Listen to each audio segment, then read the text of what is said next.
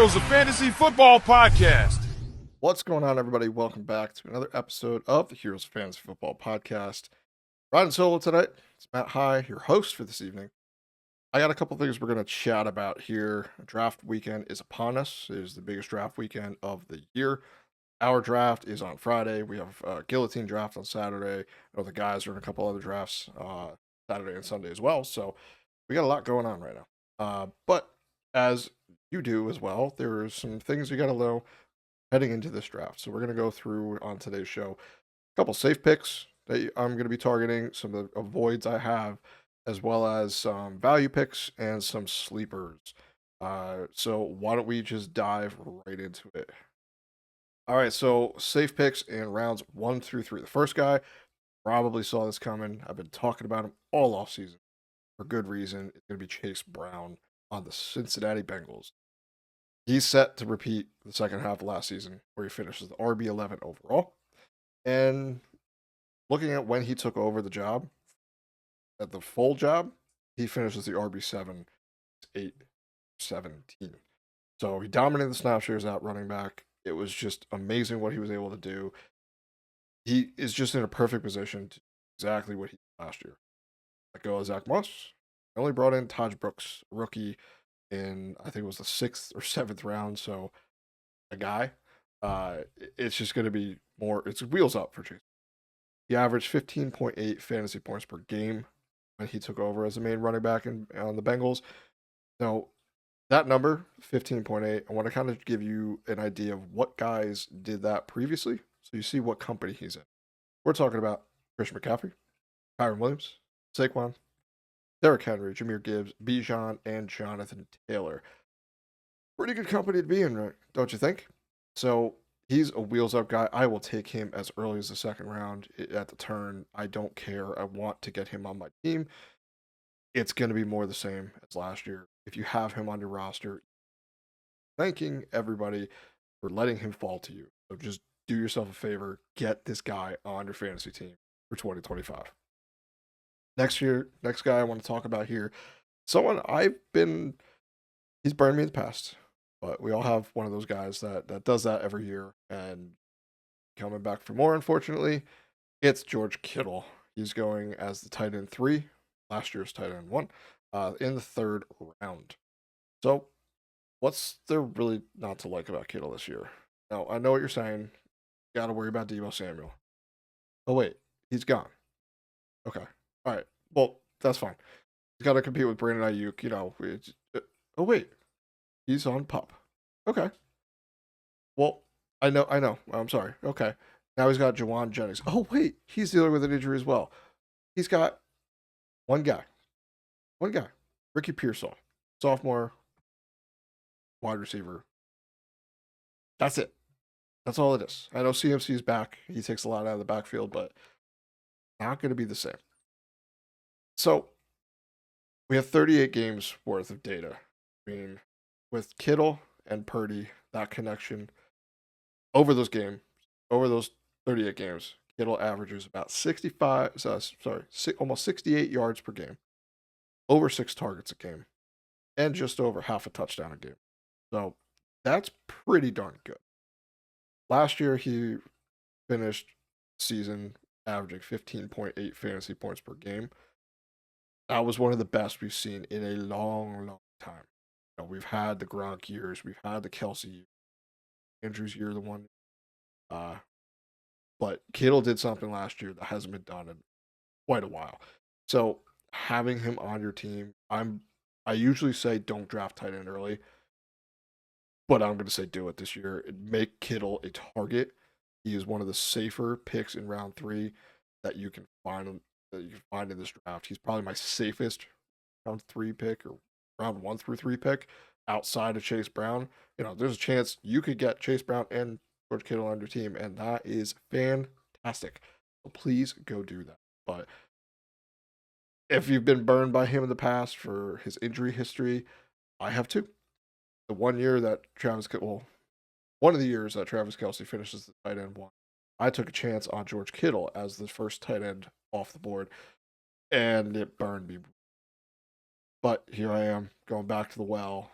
Water's warm, jump on it. it's Kittle time. All right, so now we got those out of the way. Let's go some of the guys I'm avoiding inside the rounds. So these are where you can easily lose your draft. Now, you'll hear this every time. You never win your draft, win your league at the draft. You never lose your at the draft. There's a bigger chance you could lose it at the draft than win it. So first guy here, it hurts. I know Chris is probably listening to us now, and he's probably going, "No, don't do it." But I'm sorry, I got to do it. Puka Nacua, man, wide receiver 7 in the first round. Talent is there. There's no denying he's got the talent. It's just the situation. Matthew Stafford has a back injury. If Matthew Stafford is not behind center, I don't know how that team is going to function as far as passing the ball because really no one there. You know, I think Jimmy G's there.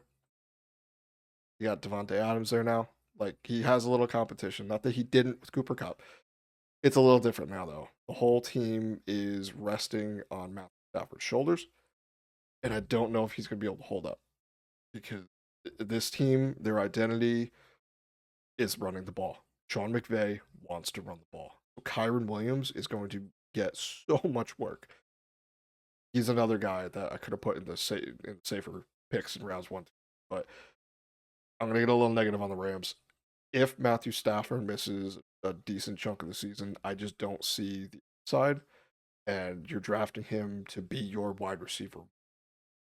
That scares me, and that should scare you too. Seen what bad quarterback play can do even to the best wide receivers. Devontae Adams, for example, he had probably one of the worst quarterback rooms ever. He was able to do a little bit, but that was basically, they were chucking him the ball every second. Every snap was going to him. That ain't going to happen on the Rams. They're going to try to be balanced, try to run the ball. They're not going to have a big target share. So it just worries me. So I think everyone should avoid Puka Nacua in the first round. Also, the second, if he's wide receiver 2, you could bake in a little bit of risk for that. I think that's okay. Next guy here is another wide receiver. It's going to be Jackson Smith and Jake. Currently going as a wide receiver 12 and in third round. Now, nothing against JSN. I have his card right here. Right here. So, signed card. I love me some Jackson Smith and Jigba. But this is Sam Darnold. This is 100% Sam Darnold. We've seen Sam Darnold under pressure before, and it hasn't been pretty. Remember the years where he kept seeing ghosts? Yeah, that's because the offensive line was pretty bad. So now he steps into Seattle. Okay? What's been my biggest gripe for Seattle with Geno Smith for the past couple of years? Get this man an offensive line. His per pass statistics are pretty darn good. But the problem is he's always got guys running him down shortly after he snaps the ball, which is a big red flag. This is the thing. So this is one of the stats that I found online. Kind of pass along to everybody. Okay. So Darnold needs time to throw. Last year, he took just over 3 seconds to throw. That was the third most in the league. Third most time in the league. He also had about 2.6 seconds before he was pressured after the time the ball was snapped, compared to Geno Smith's 2.4. Now, the crazy thing is, despite that, Geno Smith had a much better passer rating on average. Only 10.4% of his targets were deemed off target, compared to Sam Darnold's 15%. Now, Geno Smith's off target percentage was the best in the league. That's despite having dudes running you down right after the ball. 0.2 seconds doesn't sound like a lot. That's enough for a quarterback. So, looking at the potentially positive side here for JSN, he's a top tier route runner. He can get open in her.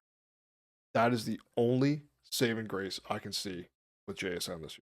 I expect a slight increase in target percentage, but that's because the departure of DK Metcalf and Tyler Lockett. But the pass is overall going to be worse. Going to get more quarterback 1 coverage, despite the addition of Cooper Kupp. It's just the third round is just a little bit too early for me, and I'd rather take a shot elsewhere in the third. I'd rather go with George Kittle or someone else that has more potential upside. You're basing your entire team on Sam Darnold, and although last year he had like career bests and everything, looked great. That system we've seen every quarterback get dropped in, and they're fantastic. It's just the Kevin O'Connell system. Just plus, you kind of got JSN, Jordan Addison, catching the ball. So that kind of helps a little. Moving on here. Got some value picks for you. Rounds 4 through 8.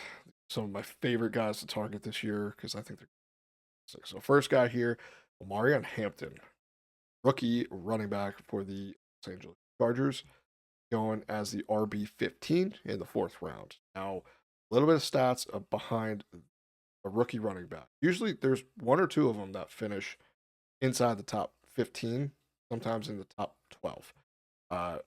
Rookies, because one, they're fresh, they were drafted high, and they usually are in situations. Now, this is probably the best situation you could be in. I know Ashton Genty is amazing, and he deserved to be the first running back off the board, but Omarion Hampton, what a great compensation price for any team. And just so happens to go to the team that wants to run the ball more than anybody in football. Yeah, sign me up. 4th round pick, he could be your RB1. Like if you go wide receiver heavy, I'd be confident Omarion Hampton's going to be the running back one. Sorry. I mean, Najee Harris, he got kicked out of Pittsburgh. He hasn't done it in years.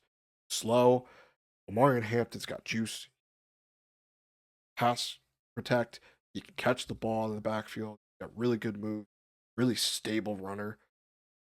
He's gonna light the league on fire. Like I know that division is gonna be tough. Denver and Kansas City and everybody. I intentionally left out the Raiders because for obvious reasons, but it's gonna be interesting watching this kid work in the NFL. And if he stays healthy for a full 17, 4th round next year, he's gonna be like a 1st to 2nd round, guarantee it. Next guy here, Jameson Williams, wide receiver 24, off the board, 5th round pick. Now, I know there's been a lot of changes with Lions. Lost head coach, not the head coach, sorry, the offensive coordinator and the defensive coordinator. Moved some guys around here, but overall, you still got Jared Goff, still got Dan Campbell, Jahmyr Gibbs, David Montgomery, Sam Laporta. The big group is still there. Now, Jameson Williams he's come onto the league pretty slow. Got a couple suspensions, injuries. It just took a little bit to get him up and running. But now, I think he's going to be necessary for this team. They're not going to be able to do as much as they have last year. I'm not expecting them to be the top offense in football again, but I don't think they're going to fall as far as maybe some people think. Losing Ben Johnson, it's going to hurt. You're going to feel that immediately because he was a very good offensive coordinator. Just knew how to scheme his guys. Now, I don't think new guy is going to be too much worse to the point where you're not drafting any of these guys or you're afraid. Because Dan Campbell still has an identity of this team. He still wants to do what he wants. He's going to do it. He's a great coach. So, Jameson Williams, deep threat. Jared Goff, pretty accurate on deep throws. Got Amon-Ra St. Brown to kind of take a little pressure off him. It's similar to the Jamar Chase T. Higgins situation, in my opinion. Not quite that level, but it's close. Because what are you going to do? You're gonna guard James Williams, or you're going to guard Amon-Ra St. Brown? Because whichever one you're guarding, they're going to the other guy, and you also got Sam Laporta. It's going to be fine. So I think he's going to have a bunch of deep shots. He's going to connect with Jared Goff pretty good. He's going to be a really good safety valve, and I expect some really big plays this year. So 5th round pick, wide receiver 2-3, maybe even a flex in a league. Sign me up. That's awesome value. Next guy here is DeAndre Swift, former Lion, going as RB21 in the 5th round. Now, not sure what people remember what happened this offseason, but they didn't really bring anybody in. So who's the RB1? Because I think this could be DeAndre Swift. He's going to get the first shot of it, whether he can withstand a big workload. Like last year he did. Last year he did pretty good. This offense is going to be better. It has Ben Johnson as a he's going to bring an offensive mindset to this team. Defense is still, I mean, still going to be decent because it's the Bears. They have a good defense. But DeAndre Swift is just, he's someone that I find myself drafting every time I am in the fifth, sixth round. And it just feels good because you have potential, you get him as your RB2 reflex kind of area, potentially, depending on what you did the first couple rounds. But he could very easily be one of these sneaky running backs that finishes the top 15, top 18, and you're getting him in the fifth round. That's decent value. Usually it's the running back dead zone, but I just feel like it's worth it for him. Like I don't know what else to do. He catches passes. We saw that last year. He has explosive plays. We've seen that his entire career. It's just it's been difficult keeping him fully healthy. You know, he's got enough guys to kind of spell him a little bit to keep him somewhat fresh. I think Ben Johnson knows him. I think this is going to be a team where they just kind of lean on him a little bit more, and it really helps bring out Caleb Williams. I I just fifth round is awesome. So DeAndre Swift, like I'm ready. Let's go. Let's make this a great year. Last value guy I want to give here is Emeka Egbuka, wide receiver 40. Yes, wide receiver 40 in the eighth round. Yeah, that's really late for a wide receiver of his talent. He was my wide receiver in draft process, and I think for good reason. This dude can ball. He has excellent route running skills, really good hands. He's got a really good catch radius. It's just he hit every box that you want for wide receiver in the NFL.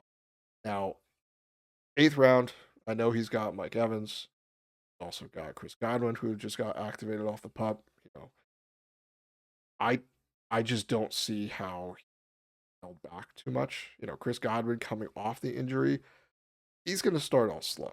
There's no way around it. It's just every year we see players like this that get stuck and they get caught, just getting slow. They're coming back from a major injury. It's not like they just had a hangnail. They're like, oh yeah, no, my toe hurts.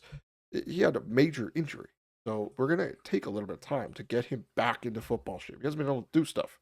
So Emeka Egbuka, I think, is gonna hit the ground running for the most part. I think he will take a little bit just to get acclimated, but this is another team.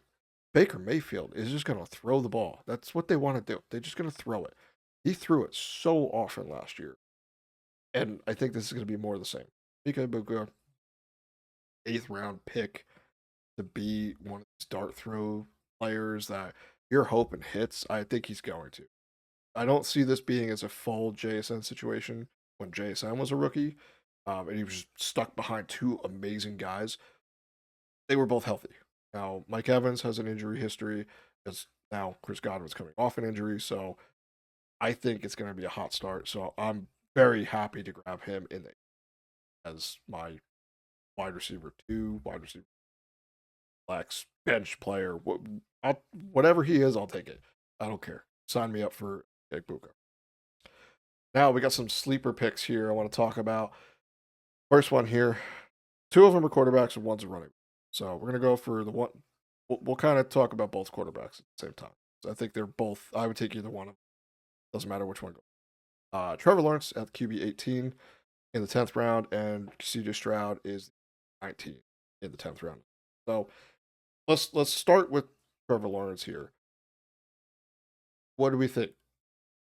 Why is he so low? Because he hasn't done too much for the first couple of years. He signed a mega deal with the Jaguars, so he's the guy. They just drafted Travis Hunter. They have this guy named Brian Thomas Jr. Yeah, he's pretty good at football. We saw that last year.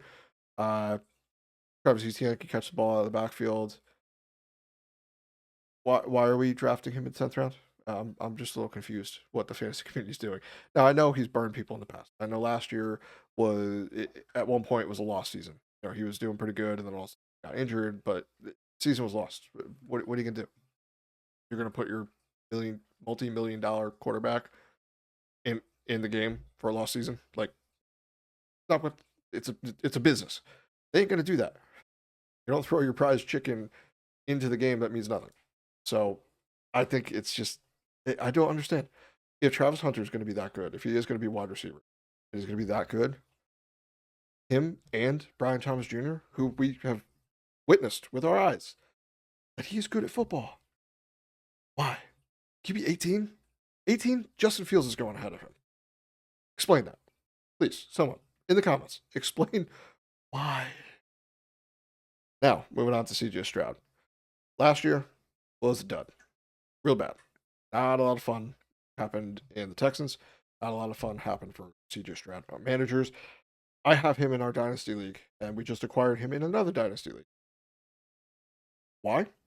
Because last year, I don't care what happened last.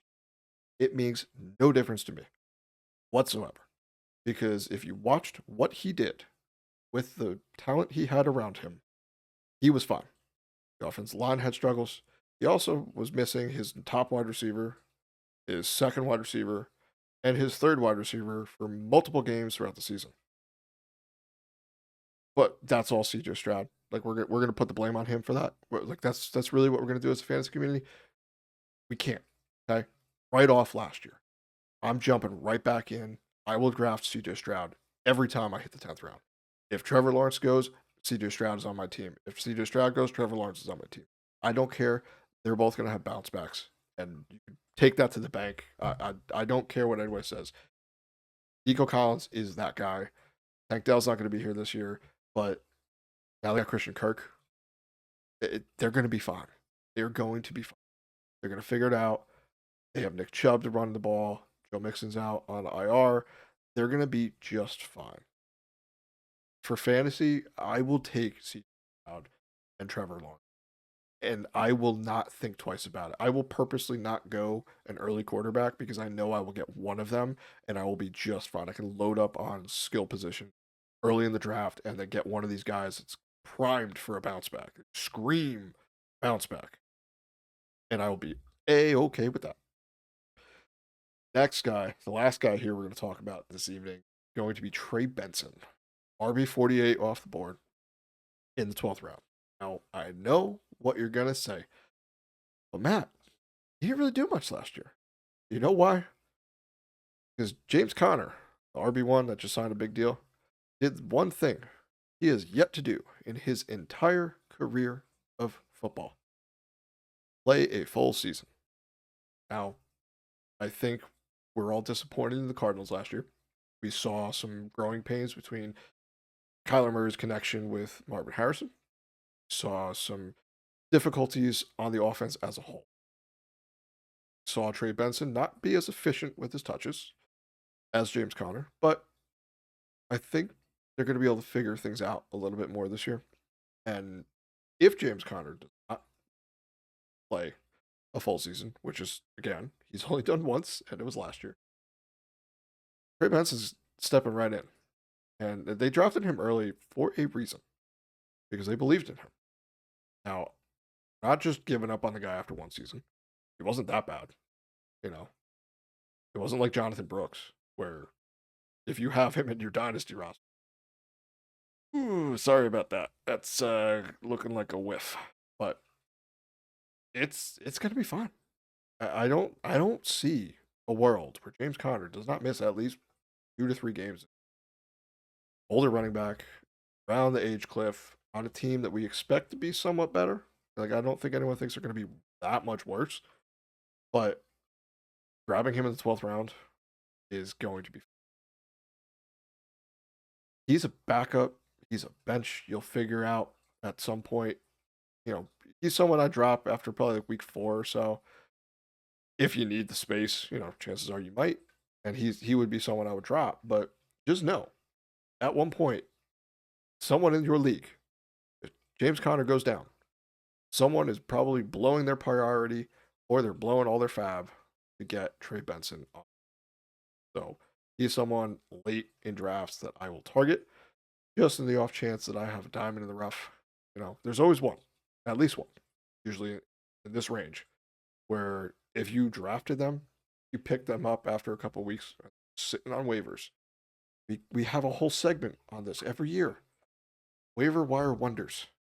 Looking at these guys who, they were either not drafted or they were drafted late and dropped after week 1. That just flipped the switch and became fantasy champion crowners. It every year. There's always a guy or two. So I'm putting my chips in that Trey Benson could. So late round investment worth the dividends, the potential dividends. But that's going to do it. Thank you for tuning in to the show. I hope you enjoyed it. Let me know in the comments what you think your favorite values are, or your safe picks, or maybe guys you're trying to avoid this year. I want to hear from everybody. So drop a comment. Oh, as always, please like, share, and subscribe. We love doing this. We're getting back into it. I know things have been a little crazy lately as far as schedule, but we're working on it. Just got a couple personal things going on. We're working behind the scenes, getting everything together for the season. So I hope everyone's ready for the 2025 season. I can't wait. We're a week away. By the time you're listening to this, it's going to be less than a week away. So let's go. Got this. Stick with us. We'll guide you through. All right, everyone. Good luck. Have fun. Enjoy your drafts. Drop your teams in the chat, and we'll grade them too. All right. Good luck, everybody.